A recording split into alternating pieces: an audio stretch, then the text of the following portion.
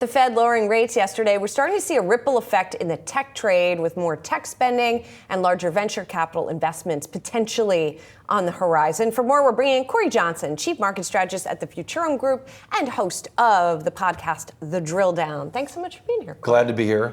Fun to have you. Got my Yahoo purple. I see. You're always thematic, which I appreciate. Well, who else do you know who owns many purple jackets? I don't think Dan Ives, maybe? Maybe Dan Ives. But his are more of a pastel. Yeah. A pastel palette. In any case, let's talk about the Fed rate cut and the effect on tech, because we're seeing it, we're seeing it in the session today where tech stocks are doing well. Well, everything was ripping today, yeah. But yes. I mean, certainly we had a reset downward for tech stocks at one point when the Fed was not pivoting as quickly as the market would have liked. Right.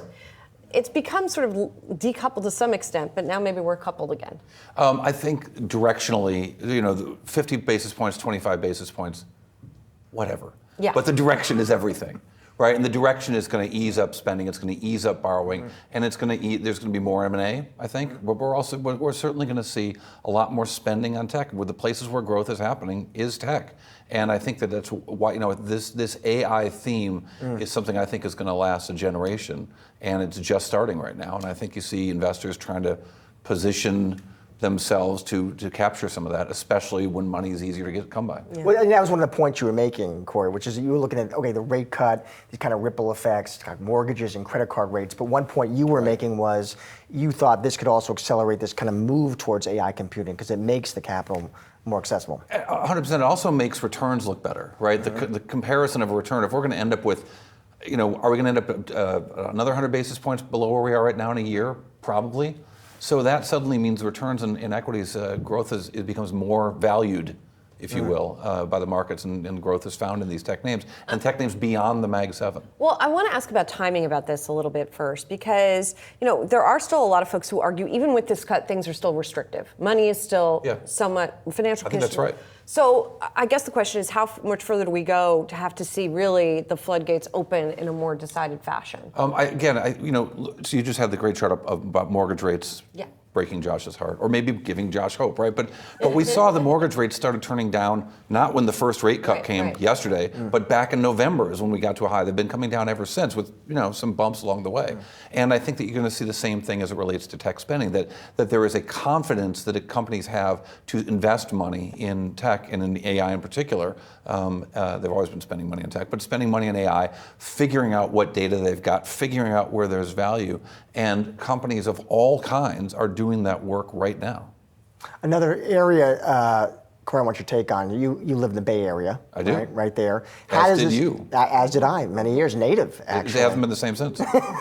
How does the rate cut affect venture capital moving to the tech sector? So once again, it's about relative returns. And so there's a lot of investing. It's really interesting what's happening right now in venture capital. I mean, I've been out there for a long time, having come from this very neighborhood.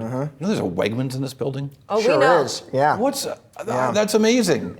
I come from the land of Wegman. But anyway, the changes in this neighborhood, the changes in the Bay Area are so interesting right now because there are a lot of startups. There are a lot of semiconductor startups getting funding. There have been over a dozen new semiconductor projects announced in the last 2 months. Is it even about, can I ask you, when they get funding, is it even about, do they even need a product? Or is it like, no, seriously, is it just like, give me the right engineer from the right company?